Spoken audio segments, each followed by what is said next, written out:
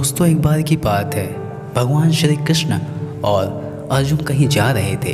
रास्ते में अर्जुन ने भगवान श्री कृष्ण से पूछा, प्रभु, एक जिज्ञासा है मेरे मन में, अगर आज्ञा हो तो पूछूं?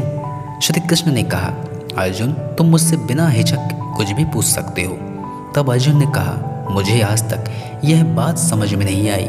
दान तो मैं भी बहुत करता हूँ, परंतु सभी लोग कर्ण को ही सबसे बड़ा दानी क्यों कहते हैं? यह प्रश्न सुनकर श्री कृष्ण मुस्कुराए और बोले, आज मैं तुम्हारी यह जिज्ञासा अवश्य शांत करूँगा। श्री कृष्ण ने पास में ही स्थित दो पहाड़ियों को सोने का बना दिया। इसके बाद वह अर्जुन से बोले, हे अर्जुन, इन दोनों सोने की पहाड़ियों को तुम आसपास के गांवों में बांट दो। अर्जुन प्रभु से आज्ञा लेकर तुरंत ही यह काम करने चले गए। उन्होंने सभी गांव वालों को बुलाया और उनसे कहा कि वह पंक्ति बना ले। अब मैं उन्हें सोना बांटूंगा और सोना बांटना शुरू कर दिया। गांव वालों ने अर्जुन की खूब जय जयकार करनी शुरू कर दी।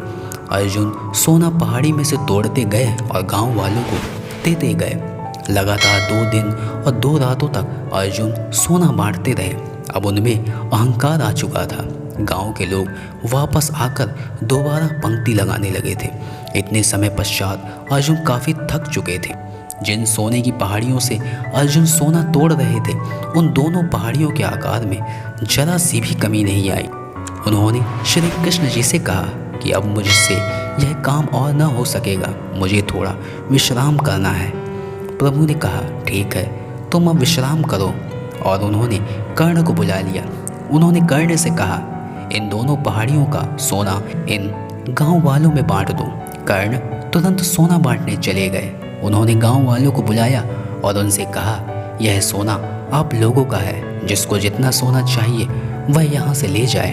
ऐसा कहकर कर्ण वहाँ से चले गए। यह देखकर अर्जुन ने कहा, ऐसा करने का विचार मेरे मन में क्यों नहीं आया?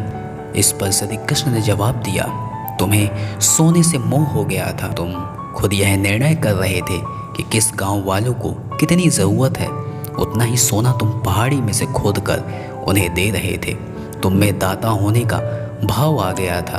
दूसरी तरफ कर्ण ने ऐसा नहीं किया। वह सारा सोना गांव वालों को देकर वहां से चले गए। वह नहीं चाहते थे कि उनके सामने कोई उनकी जय जयकार करे या प्रशंसा करे। उनके पीठ पीछे लोग क्या कहते हैं, उससे उनको कोई फर्क नहीं पड़ता। यह उस आदमी की निशानी है जिसे आत्मज्ञान हासिल हो चुका है। इस तरह श्री कृष्ण ने बड़े खूबसूरत तरीके से अर्जुन के प्रश्न का उत्तर दिया और अब अर्जुन को भी अपने प्रश्न का उत्तर मिल गया था और साथ ही साथ यह सीख भी मिल गई थी कि असली दानवीर कौन है। दोस्तों, इस कहानी से हमें यह सीख मिलती है कि दान देने के बदले में धन्यवाद या बधाई की उम्मीद करना भी उपहार नहीं, सौदा कहलाता है।